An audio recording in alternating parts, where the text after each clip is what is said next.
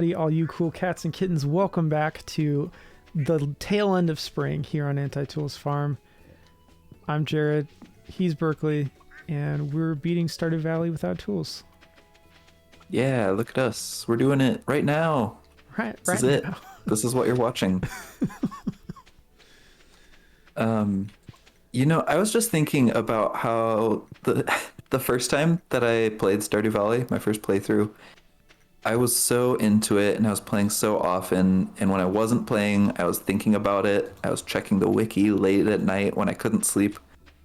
And I would get confused about what season it was in real life because I was thinking so much about what season it was in the game. And before the stream, we were both talking about how it's been dark and cold and sad in real life this time of year. And it's just so nice to come to a world where it's the end of spring instead. Hopefully I don't get any, hopefully I don't get confused this time around. But it's nice. A little escape from winter. Yeah, that's immersion. That's really great immersion. Yeah, I'm playing the game correctly. This is the way it was meant to be played. That's with right. Total disassociation from your real life. That's all video games. Well, let me put limits on that. You probably, if you're playing a war game, you probably don't want to walk out of your door thinking that you're going to be walking into a war zone, unless you live in a war zone, in which case be safe out there. Yeah, good point. Sorry, I'm trying to get the chat up. Oh, okay. Good. Hello, chat. Hello, chat. Welcome. It's been a couple weeks. Have you done anything cool? It has. Are you winning, son? I'm winning Stardew Valleys without tools, so I don't know if anyone in the chat is winning that much, but hopefully you're winning at least a little. Yeah, it has been a while though. Did we miss 2 weeks or just one? Just one, I think. Yeah, last week. Last week I had an exam the day after we typically stream, and that class is really tough. So Ooh. I had to prioritize my grades, unfortunately. That's interesting because I was actually the one that canceled it because I had a work event that night. So that's hilarious because I don't think that I read your text. I just assumed we weren't doing it because of me telling you about my exam earlier. Oh man. Well, That's I'm sorry hilarious. for not thinking more about your exam. Oh, you're good. You're good. Again, it worked out. That's so funny though that both of us were thinking that we were the cause. That is. Megan in the chat says she won a mushroom mug, so yes, she's winning. I've seen this mushroom mug and I feel like I'm winning just for having seen it. It looks Wish we really could show cool. you. And I would mug somebody for the mug. Oh, that's high praise. Someday when I have too much time, I'm just gonna go on Amazon and start reviewing mugs and say that on every single one. If you How ever many of do those that, take a screenshot for me. Yeah. How many of those do you think you'd have to do before like moderators stopped you? Oh man, that's a good question. Are you paying for the product or is it unverified review? Oh, unverified. Yeah, I'm not gonna buy any of these mugs. Better question, does Amazon moderate anything on Amazon.com? Oh, I feel like you've got to. I don't But know, man. There's so many knockoff products on there. yeah, what do I know? I've never run a bookstore turned everything store. That ends up making dick rockets for their CEO. Good stuff. Nope. How did we get here? Is this the worst timeline? It's pretty bad. Anyway, so this is the last day of spring. Tomorrow is the first day of summer, as these things go, and we're gonna need to plant a lot. So I'm gonna just quickly do a little inventory of what we need to plant. We probably did this on the last stream, but it's been a while, and I didn't rewatch it. Mm-hmm. I'm sorry. Did you rewatch it? Do you rewatch all the streams? I usually do, and I did rewatch this one, but I was too distracted by the fun game that we played. Guess who? That I just didn't focus on anything else. But I did laugh along to the game. Okay, here's what we've got. I'm gonna just make a little note of this. So we need a poppy for the chef's bundle. I hope we've already planted a pomegranate tree. If not, it might actually be too late. Apples, also same situation as the pomegranates. Wheat, so we need 10 wheat. I think that it's 1-to-1 on the number of plants versus the number of crops you get from that. Okay, red cabbage.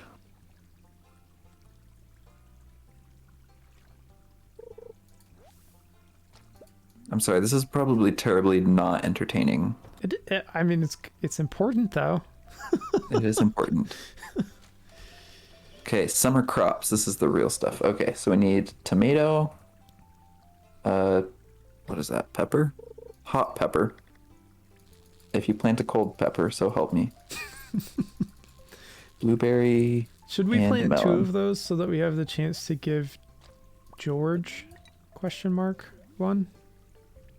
Sure, yeah. That would be nice of us. Is his name Quality George? crops. Yeah, it is. Good job. Cool. Thanks. So we're gonna need 5 gold star melons and 5 gold star corn, which means we'll probably want to plant as much of those as possible and give them fertilizer so that we can be sure to get those things.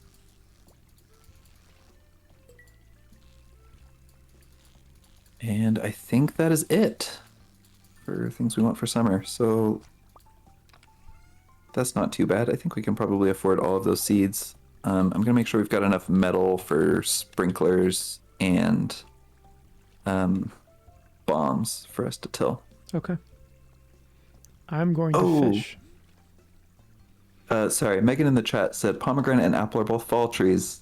I knew that. I definitely didn't forget that. That would be embarrassing to forget. And hay and wheat are not 1-to-1. That's maybe good and maybe not good. Is it like if you plant one plant, you might get multiple from that one plant? Or is it the other way around where you might not get any?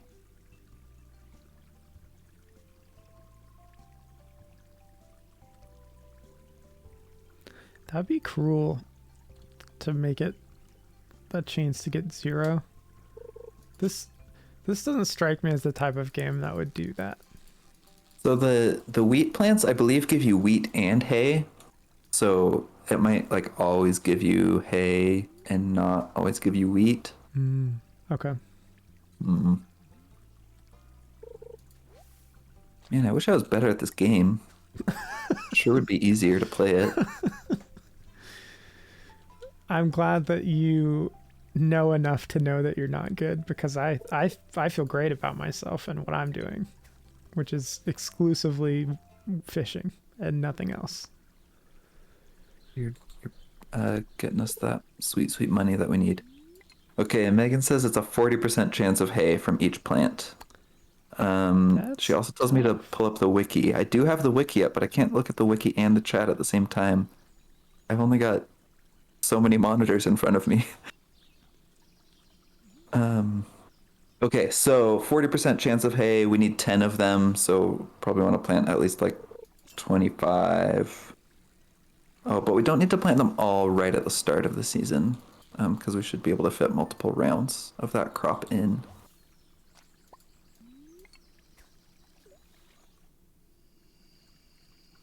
Anyway, so we've got 12 sprinklers. That's going to give us 48 crops that we can plant at a time. So that should be plenty. Let's see. We want poppy, cabbage, tomato, hot pepper, blueberry, melon. That's 16 normal crops that we just need 1 of, plus the 10 wheat. Actually, we might be cutting this close. Well, we'll just do as much as we can, and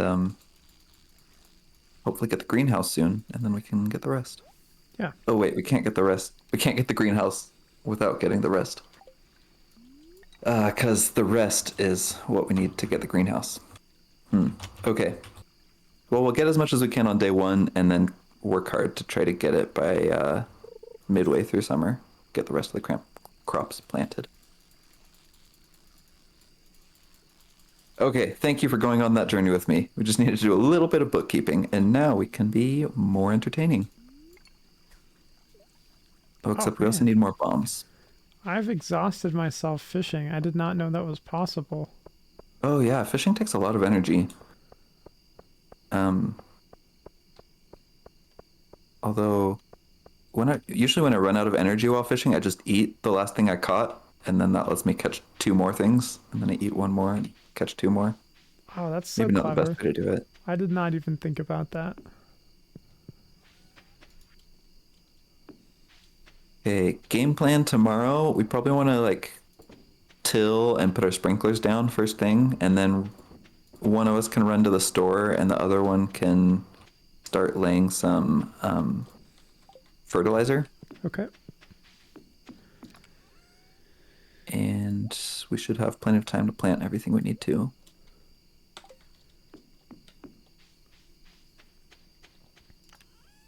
Oh, I've got lots of fertilizer already. That's awesome.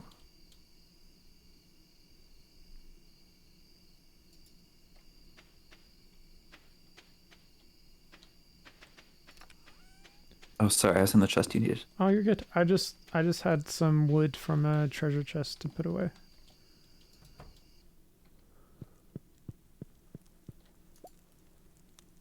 Is this a dog bowl? Huh. Oh, that's the cup from the table. Oh. Oh, and that's like a little T tag hanging out. Yeah. Okay, cool. Okay. You ready? I'm so ready. This is it. This is the most important day of our careers here. Okay, You might have thought it was that 1 year giveaway spectacular we did. No, it's this today. It's this right now. What am I doing? Am I tilling? Yeah, so there were 20 some bombs in the brown chest. Okay.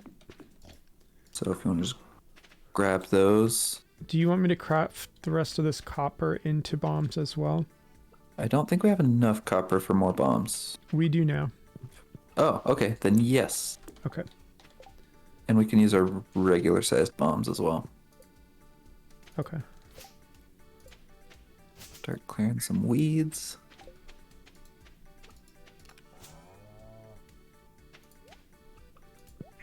Regular size. We have one mega bomb. I don't see any regular size bombs in here. Okay, yeah, mega works as well. Okay. But not maga bombs. No. Those are different. And also real. So. Oh, yeah, maybe that wasn't a funny joke. No, it was funny. It's just, we extra More don't sad. because it's real. Okay, so you want me to be doing little 4x4 sections, is that right? Yeah. And I've got 12 sprinklers, so if we can get 12 of them, that would be awesome. Okay, I'm gonna start here on this edge piece. Nice. Perfectly shaped. Now, how close can I place before it becomes a risk? I think right here should be fine where I'm standing. Okay. I should actually probably wait to place the sprinklers just in case. Oh, dang it. Because of that. That was on me. The second bomb destroyed the sprinkler from the first bomb. That's okay. Now we know. Yeah, now we know. And I'm messing stuff up. Oh, the chickens got in the way. I assume that's what went wrong there. I have no idea. Okay. Maybe. So we've definitely got 3 spots here. I'll do the last I'm gonna one try again. here. At this corner, you think? Yeah. Okay. It didn't let me place there. Okay. Good, Well, good times. dang. We've still got 20 Okay. left. I'm gonna put one more. Okay. All right. So that's 1, 2, 3, 4 spots so far. Yes. Do you want to start going up? Yeah, so I need to... And I'm going to run to Pierre's and start buying seeds. Okay.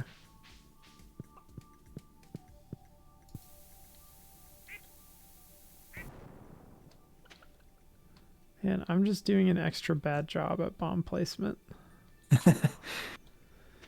Got to start somewhere.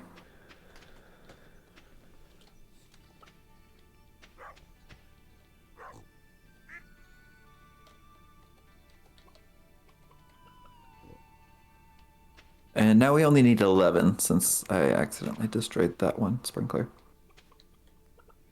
If there's something on the space next to it, will it still plow that earth or will it just destroy the thing? I can just cut this down with a sword. Now we know that it will be fine. Okay, yeah. Sorry, I'm not sure I ever understood the question, but it looks like you got what you needed. Yeah, it did not work the way that I thought it would, but that's life.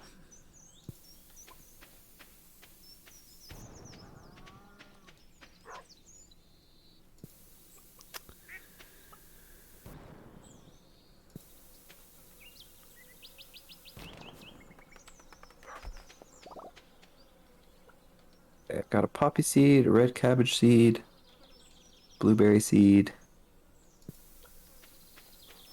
a tomato seed. Need hot pepper.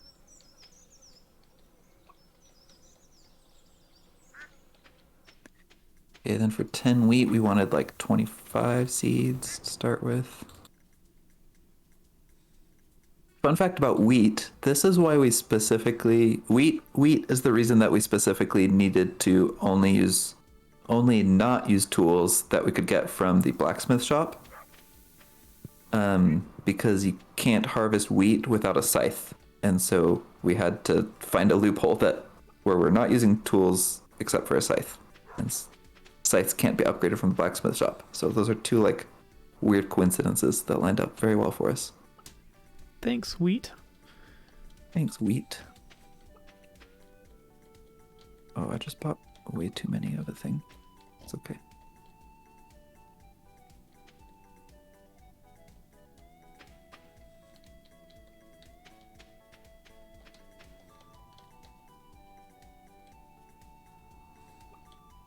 Okay, we've got plenty of money. This is great. Coming back with the seeds.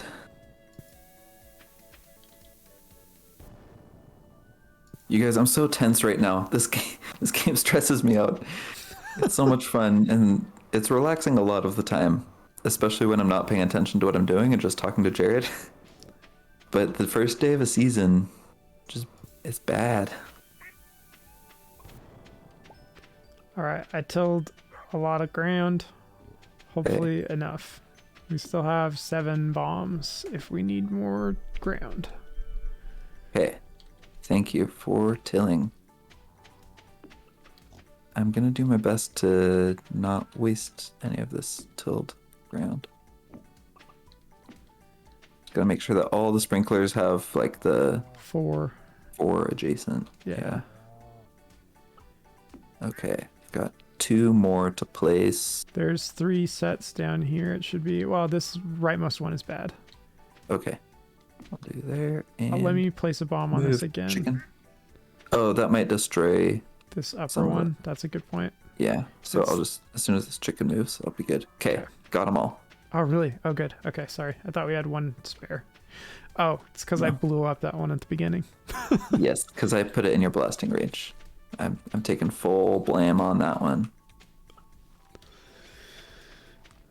Okay, tilling is complete. What else did you need me to do? Go get seed. I've got all the components? seeds. I think I Okay. could get it from here. Okay. Yeah, unless you want to just like hang out and film me. Yeah. Okay, so I used, let's see, I had 31 quality fertilizer, and now I'm using a few basic fertilizer for the rest of it. And we should have 44 crops that we can plant. And I will do the ones that we just need one of with the basic fertilizer Okay. because we don't need super high quality of those. Is that one pepper or carrot? Pepper. Okay. I don't think I have carrots in this game. That would have been a good addition. If you're a modder and you're watching this, please mod in carrots. We need something for our rabbits to eat.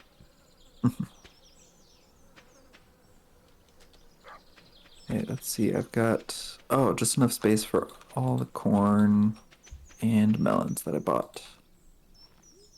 That was fortuitous. We'll have some extra hay seeds for when this first crop finishes. Remind me again how hay is different from feed. So there's like a wheat item that can feed animals, and then there's a hay item that you cannot feed animals, and they both come from the same plant. Interesting. Oh, wait a second. Is that a tree seed? This is a melon seed in my hand. Oh, okay.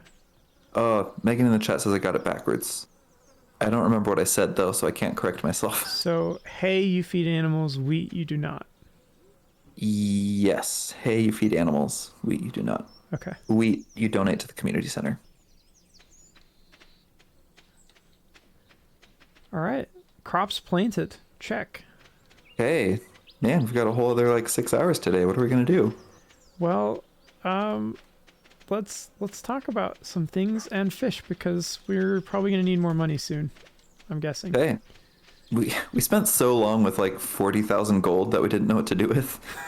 But yeah, now it's kind of sad not having tons of money. Can you fish by throwing bombs in the river? Not in the game. Okay. So, Berkeley, have you Maybe watched in real life. the hit Netflix series Wednesday? I have not. I've heard good things about it. Okay. Well, for those of you that have, there's a scene where they go fishing with hand grenades, and Oh, I love that they included that because there's an old French animation called The Triplets of Belleville where these three old ladies live together, and that's how they go fishing is with old hand grenades. love that. So it's something I watched as a kid and really enjoyed, and they brought it back for me. Nice. Thanks, Wednesday. Also, great series if you have time. It's very fun. Cool. Yeah, I saw that it like broke a bunch of records for them. Like a bunch of Netflix records, which is hard to do because Netflix has been putting out bangers for a long time now. Mm-hmm. Yeah, I was surprised when I heard that it had broken so many records. But hey, it's quality, and I think it's quirky, which one of the weirdest things about being born when I was in the mid 90s is that I was old enough when nerd culture wasn't cool to remember it not being cool. And not that I want to sound like I'm gatekeeping. I'm very happy to have anybody who's interested participate in whatever they want to participate in. But it's just fascinating to see like kind of quirky stuff come in, and I don't know if Wednesday really qualifies for that, but the Addams Family was very, from what I understand, quite popular back when it was produced as well. So not that I'm claiming it as nerd culture, but it's just interesting to see so many people interested in quirky stuff that I wouldn't have expected so many people to like. Yeah, that's cool. Megan in the chat says, I honestly think Netflix makes up those records. Ooh, it's a hot take because there's no way these shows keep breaking records like that. Maybe just the love of the Addams Family just overpowered our love of that small town in Stranger Things, which I've never watched. Megan, I agree with you because from what I understand, and I know very little, haven't researched this, but where's the transparency? Where's the reporting? A lot of people suspect that like Billboard Hot 100 stuff is pay to play instead of actual like laissez-faire operation, and it makes sense from a marketing perspective, because if you hear that this show's broken all these records, of course you're going to want to hear it. And if you hear that there's a new song in the top 50, of course people are going to be like, oh well, what is it? I'll listen to it. So I don't know, from a marketing standpoint, it makes sense to me that it would be made up just to try to bring in subscribers and views, but I don't know. Dang. That's an uncomfortable thought. That never occurred to me, but yeah, that does make sense. Yeah, I don't know. I mean, it's definitely a bit of a skeptic's view, but I subscribe to that. You know me, I'm a pessimist. Someone's got to be. So, Berkeley, in most games, shift allows you to run. In this game, it makes you walk slower. Yes. Yep. I think there's a fair number of games where shift is like your crouch or your sneak. Like that's true in Minecraft, right? Yep.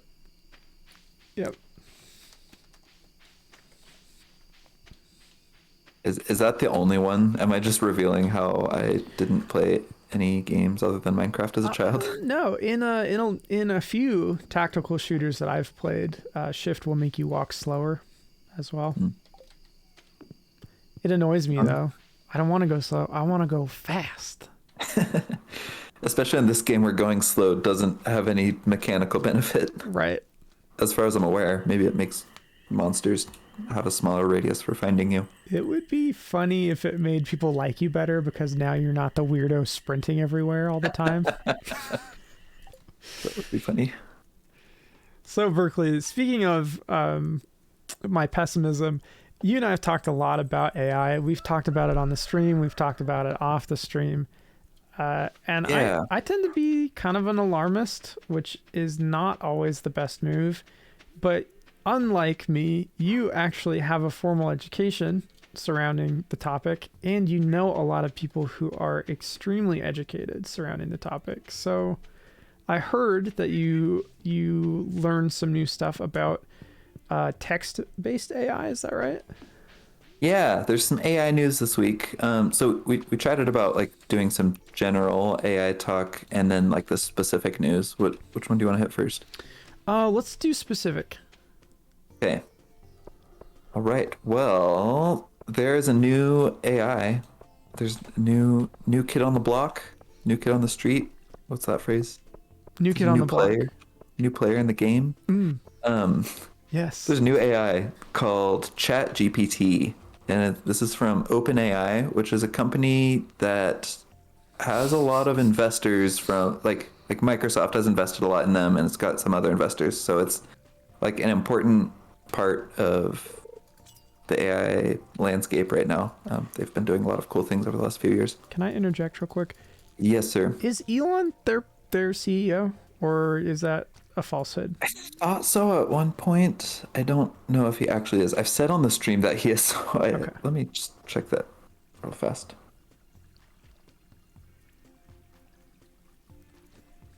Not that it really matters, but He's not the CEO of OpenAI. oh, good. Yeah. So he can't fire Okay. everybody and then force everybody who's left to do stupid things. Nope. Great, good. Thank goodness. So they've made some cutting edge stuff, and they're very relevant. Yeah. So I've been following them for a long time. I did some work with them during grad school, not working with them directly, but like studying some of their products, and have just been really impressed with the AIs that they've come out with. And this most recent one is called ChatGPT. So this is an AI that's specifically for doing conversations. So you talk to it and it responds. And then you can ask clarifying questions on what it said and it can respond slightly differently. So I want to talk a bit about how this differs from previous products that they've had for anyone that's interested. I haven't played a ton with it myself, and I don't have any like wise words about how this is going to change companies or anything like that. But I did read up on what makes this one different from previous models that they've released. So their old model that was super cool is called GPT-3, and it was what's called a language model, which is an AI algorithm that reads some text and just predicts what should come next. So you could give it the first sentence of a book and it would write the next few sentences. Or you could give it the beginning of a conversation or a table of data or an email and it would just write what comes next. There's a lot of cool things you could do with it. It was very open-ended. And it was trained by just reading millions of things on the internet and learning the patterns of human conversation. And not just conversation, just like any written text. It learned what English looks like, basically. So this new one, what's different about it is it's trained specifically on conversations. So it's got less flexibility than what I just described, but it's better at conversations specifically. So it's like a more specialized version of GPT-3. So it would be worse at writing a novel than GPT-3 is, but better at being a chatbot, basically. Does that all make sense so far? It does. So the ability for it to handle contextual questions is really interesting to me because I don't know if you guys ever played with this, but there's an app, and this might not be the right name, but I think it was called AI Dungeon. Yeah. And basically you could it was almost like a text-based RPG. There are a ton of old text-based games like that back when computers were kind of new and graphics were outside of our computational power. And so this game could kind of approximate an experience similar to that. But when I used it briefly at the beginning of its lifetime, I ran into a lot of situations where I would try to do contextual things relative to the story that it was providing for me, and it did not understand. But it sounds like this new model is able to handle that better. Is that right? Yeah, that's exactly right. So AI Dungeon that you played, it was using GPT-3 under the hood, or GPT-2 actually for the free version, which is just like the slightly smaller AI that does the same thing. So yeah, they've made improvements with this one where it is able to remember the earlier parts of the conversation better, which is cool because that was one of the biggest weaknesses of GPT-3 is that it would quickly lose the thread of the conversation. If it said something and you asked it to explain what it said, this new ChatGPT does a lot better at that than the old GPT-3 would. That's really exciting. Yeah. It's also more conversational and they've built a better interface around it. So before with GPT-3, you could kind of trick it into being a chatbot. Your text that you entered could be Jared, hi, how are you doing today? Berkeley, good, how are you? Jared, and leave off there. And if you did that, then it would know that the next thing it said should be Jared's next line, basically. Oh, interesting. Okay. So you could trick it into acting like a conversationalist. But with this new one, that's just baked into it. That's what it excels at. Berkeley, is the ability to trick it into that behavior based on data sets that it was using? So you're just showing it something that looks distinct enough that it looks at that data that it was fed and says, okay, the only reasonable reply for data that looks this way because of that unique format would be this response. Does it have to do with the formatting of it or the content? Yes, I would argue that these models don't really know the difference between formatting and content. Okay. So just if you were to say the dog jumped over it would know that a noun probably needs to come next, or at least a noun phrase. Yeah. And it's the exact same problem. Given this text, what's the most likely thing to come next? So just like it learns the rules of grammar, it can learn text formats that are commonly used on the internet. Yeah, does that answer the question? Yeah, it does. Cool. Yeah, good question. Yeah, So and that whole idea of like trying to come up with the right prompts was called prompt engineering. There's like a whole, not quite a whole discipline, but it's like a very specific skill to be able to get GPT-3 to do what you want. And now ChatGPT can't do as many things, but it can do that one thing really well. so prompt engineering, is that a career specialization? Not yet. I Okay. could imagine that it would be maybe 30 years in the future. For now, it's just something that like people that work with these AIs have learned to do. Interesting. Okay.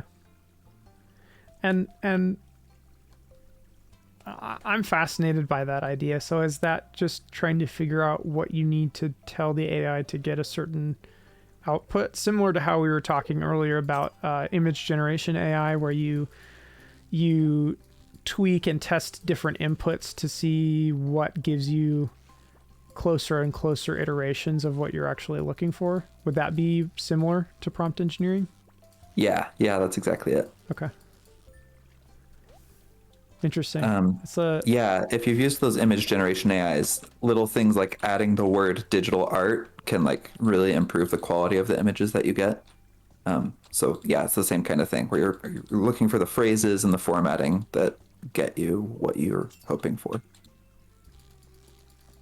so you are learning the AI's language then, essentially. Yeah, yep. It spent billions of hours learning yours, and now you get to return the favor. That's fascinating. Yeah, not unlike what I do with my 3-year-old. Like her grammar is a little different from standard English, and I've learned it, and I can communicate it with her better than other people can. Um, Similar thing. Yeah, Um, that's I mean the human brain's ability to recognize and then adapt is amazing that yeah. way. Sorry, what Mhm. were you going to say? I just wanted to mention that one thing that they did with the training of this AI. So usually when you're training an AI, you have a huge data set and um, you have the AI basically learn the data set. So it you could give it 1 million words of text and it would pick 100 words from that million and try to guess what the 101st word should be. And it just does that over and over again and like slowly learns how to get the answer right. For some AI problems, you can do what's called reinforcement learning, where there's no quote unquote right answer, but there is a way to score the answer. So this is common in things like if you're trying to get an AI to learn to play chess or learn how to steer a car without crashing it. You have it try the thing, and the better it does at the thing, so like the more chess games it wins, or the less often it crashes into walls in the car, example, the higher score it gets, and it just gradually learns to get a better and better score. So, if you, as the viewer, are interested in seeing this in action, there's a YouTube channel called Code Bullet where a guy creates different kind of video games and then makes AI learn how to play, and this is what he does. So Oh, you cool. can actually watch this happen. It's sped up a ton, but it is really quite fascinating to see the transition from random behavior towards what we would see as logical decision making. Cool. That's awesome. Thanks for that recommendation. Um, so usually when you're doing reinforcement learning, you have to have an automated way to score, but OpenAI has enough money that they have gone to the next level and have a human scoring ChatGPT. Yeah. So what they do, so they start with the traditional like data set learning, called supervised learning, and then they switch and do reinforcement learning, where the model will generate.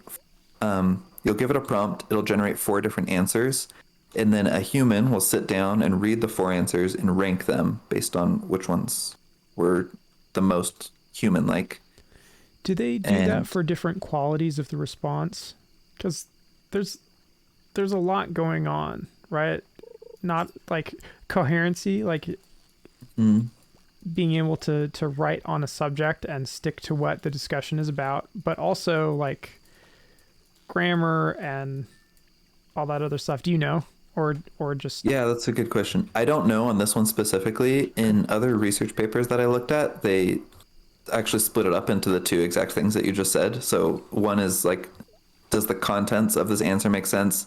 And two is, does the grammar of this answer make sense? I'm guessing that it learned grammar pretty well in the like supervised learning with the data set. yeah. And so with the human, they were probably focusing on like a conversational tone and content, but I'm not positive about that. Okay. But they have people doing this, like sitting there ranking the answers, and Hmm. man, that to make progress on such a big model, that has to be very time consuming. Yes, I would love to see like an actual research paper from them and figure out how much money they spent on that, because or like how many like rounds of that they did. Because I mean, how much money would you have to be paid to like sit down and Man, score answers like that hour after hour? poor Not a college fun student job. take $20 an hour would be enough for me to do that full time. Yeah, that's still that adds up quick if you've got lots of people doing that. Oh man, spreading weeds damaged our farm. I hope that didn't count. Affect our crop yield. Yeah. But it looks like we're getting the fairy. What does that do? She comes and makes a bunch of our crops just grow overnight. Oh, that's awesome. Yeah, so yeah. Thank you, fairy. Where do you live? Where does the fairy live? Yeah. I- What a strange question to ask. I would start with like, why are there fairies?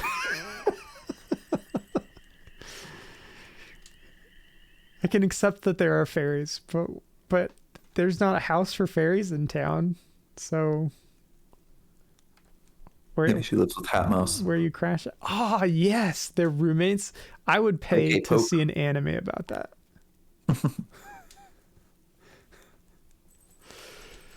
Last thing I wanted to mention with this Chat GPT is that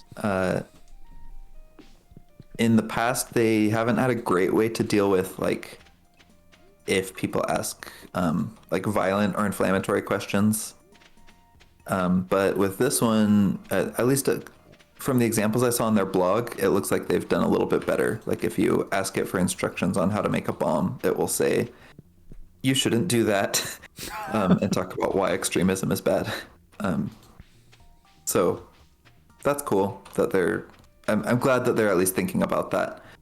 Even if it is just for the sake of their brand, like they may or may not have altruistic reasons for doing that, but it's a very hard technical problem to do content moderation on an AI like that, and so I'm glad that they're working on it. Yeah. Question for you. Do you think that they manually created those responses, or did they train the AI to do that? Yeah, it's possible. Either one is possible. The most likely, in my opinion, is that they actually have a separate AI that's running on top of ChatGPT that's looking out for stuff like that and has like pre-written responses. Okay. It's possible though that was part of like the training that they gave it. Interesting. Well, that is exciting. The contextual piece, particularly, I could see that doing a lot in the near future. And in hardware engineering, you start to run into kind of diminishing returns as you try to innovate and improve. But AI seems to be exponentially improving. Do you see that continuing? Like, It's hard to weigh that because there's also been an exponential number of people and dollars invested in it. yeah, So it's hard to tell if the progress is going to keep going the way it has. But yeah, it feels like things are speeding up. I think that over the last like 4 or 5 years, we've had crazy development in natural language AI, so stuff where it's reading and writing text or speech. The 10 years before that, we had crazy improvement in image AI, and it's still going. I think there's probably other domains that are also going to see similar spikes as the technology improves. Hey, we've got 4 gold coin, and we need 5. So that was awesome. Thank you, Fairy. Wow, great. And corn is one of those that continues to yield throughout the season without having to be replanted. Is that right? Yep. Great. Great. So we'll probably hit that goal on the next growth cycle. Yes. Yeah, I'm not sure how frequently it yields, but yeah, that's exciting. So we were talking about AI writing, but there's also a lot of human beings that still like to write, and AI haven't completely mastered the art of the novel yet. Berkeley, you're one of the only people that I knew who was interested in writing from a young age. And by that I mean I think as early as middle school you were working on story writing. If I'm remembering my own life correctly. Yeah, I don't remember. I I think it was in high school that I started like trying to write seriously. But yeah, thereabouts. So, can I ask you a couple questions about that? Because Yeah. I've enjoyed creative writing, but I have never done it on my own and unprompted. It's always been associated with a bigger project, the podcast or some other thing. So, why are you driven to write? Do you know why? I think I was just always like most people are interested in self-expression through art, and I was just bad at every other kind of art. Like I tried to draw and I tried to paint, and even with music, I'm like good technically. Like I can, or I was. I was really good at reading sheet music, but I was never good at writing music. And writing was the first one, probably because I had to do it in school, where I got good enough for it to be rewarding, and so I stuck with it and kept getting better. And when you started writing for self-expression, did you understand that that's what it was? Because for me, when I started writing music, I don't think I really understood why it appealed to me. It just did. Yeah, that's a good question. A lot of the stuff that I wrote, like the only novel I finished, was like a sci-fi novel. It wasn't very deep or personal. I think like the main conscious motivation was that I just read cool books and was curious if I could do the same thing. Yeah. It wasn't like I was writing about my deepest, darkest feelings yet. Now I am. But yeah, when I started, it was more about this is media that I enjoy. I wonder if I can do that too. Yeah. Interesting. So, since high school, you've developed a lot as a writer. I've had the chance to read several of your stories, and I've always enjoyed them. I don't think there's a single one that I look back and be like, oh man, that was not something that that was a waste of time or whatever, Thanks. So I guess, how do you do what you do? Do you, for me with music writing, it's so temperamental, but with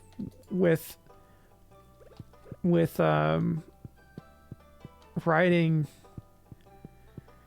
stories, there could be a lot of planning, or it could be stream of consciousness, I guess. What's your process? Yeah, when I write longer things, I definitely plan it out quite a bit. I spend a lot of time making notes about what I want the finale to look like, and like the steps it's going to take to get there. When I write shorter things, I've been doing a lot of short stories this year, and when I write those, I it's not as much of an investment, so I can do lots of drafts doing things different ways. I wrote a poem recently that you saw on Facebook. Yeah. That one I originally tried to write it as a story and it didn't work. And then I tried to write it as a letter and that didn't work either. And then finally I wrote it as a poem and like it just clicked and came together. So I do a lot more experimentation now, um, since I'm doing short stories. But I think the time when I improved the most as a writer, at the beginning of college, I had a roommate and some of his friends that were all interested in writing, and we formed a writing group together. So we would meet once a week, and whoever, anyone who had written a chapter or two during that week would share it with everyone else, and we would like send the Google Docs to each other the day before, and I'll comment, and then meet together to talk about our comments. And it was awesome having just that like weekly accountability and the very specific coaching from my peers. So if you're interested in improving as a writer, that was definitely what jump started it for me, both in like getting in the habit of writing and like improving my skills quickly. Was having a writing group, which is kind of hard to do. Probably easier now that so many people are living their social lives online. I think ever since the pandemic, we're better at making friends around the world, and so yeah, hopefully anyone who wants to can find a like-minded writing group. Do you think that there's a sweet spot in terms of like group size or like the format of it? So I am a Reddit user. No, I'm not proud of that. Good. That's the best type of Reddit user. But the tough thing about Reddit groups and Reddit as a platform is that you're anonymous for the most part. And so people don't really inherently care about you. I will say that most people on Reddit are pretty polite, at least the circles that I run in. But on some of the music subs that I'm a part of, it's very difficult to get feedback. And these are subs with thousands of users, but very little user participation. And I think the catch-22 is that if you have a huge group, you have better odds of participation because just the chances that somebody there is going to take the time to review your work go up just because it's a numbers game. But at the same time, if that participation really catches on, it could be that you get left behind because there's so much going on that nobody sees your post. Yeah. So like with the group, it sounds like you guys were in person. Would you recommend trying to do that through like written social media, or would you try to do like a video call type of situation where you have to be there and present?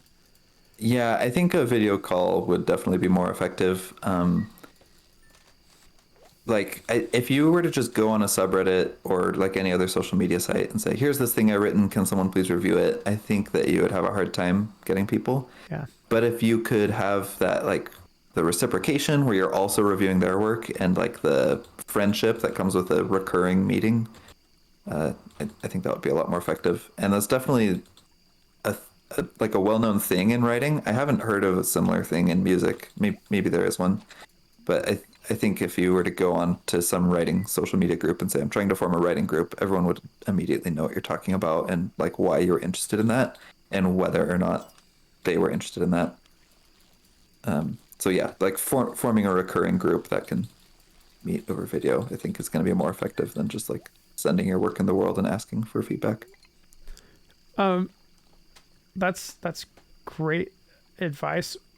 Not to ignore it, but I wanted to take a step back. You mentioned that you read a lot of cool stories and then thought, oh, maybe I can do this. I wonder if I can do this too. As you've gotten older, how has what you've read shaped what you write? Is it still closely correlated, or have you noticed that it's diverging? It's diverged a little bit in the last year just because I haven't read as many short stories, which is what I'm writing now. I think the main thing that reading has done is given me models of um, different tools that you can put in your writer's tool belt. Like different types of tones of voice, different types of ways to structure a story.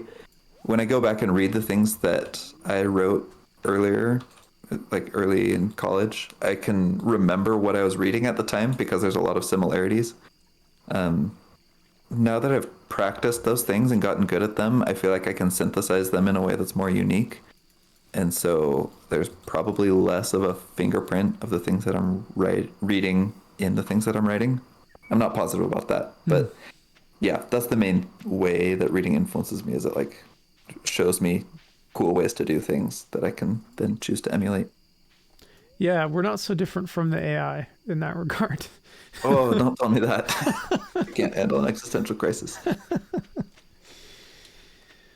Well, that's awesome. And any other advice you have about writing or maintaining your passion through discouragement or anything like that? Um, yeah, there's a lot I could say. Maybe we could revisit this another time, but the main thing is like how quickly you can improve if you're doing it consistently. When I tried to write the first time, I thought that I was like writing a novel that I could get published one day. Hmm. And I think that's the wrong mindset when you're learning. Um, I've heard that most authors write about 10 novels before they get any of them published. Wow. Um, so if you can let go of like, I want to be the next Harry Potter, and instead think, I want to enjoy this and develop this skill, then I think it becomes easier to be um, motivated. And it's okay if the first few things you write aren't good. You'll get better fast, and then you will be good. So Yeah. I think we're at time. We've collected a few things to donate, but they're all in groups. We got one, let's see, one wheat and the four corn. Um, so I don't think we have anything to donate this time, Okay. Well, we're making but progress, and hopefully soon. we got this cool rare crow, and I put it down. I don't know if I should have Oh, put it thanks. down, but I put it Yeah, down so that the pesky birds don't eat our stuff. nice. Good thinking. Thanks. All right. Well, thanks everybody for coming out. Again, the time has flown by. There's so much more to talk about, and hopefully you'll come back and join us next week. I'll be done with finals Tuesday afternoon, Hooray! and we can enjoy our summer here on Anti-Tool Farm together. Yep. Thanks, everyone. Our social media channels are in a link tree. If you're watching this on Twitch, then it's in our About section. And if you're watching on YouTube, then it should be in the video description. You can click on that to find our Twitch and our YouTube and our Instagram, where we post updates about when we'll be streaming. And occasionally other content, too, that I should get back to. And I think that's it. Thanks, everyone. All right. Well, see you guys next week, hopefully. Bye. Bye.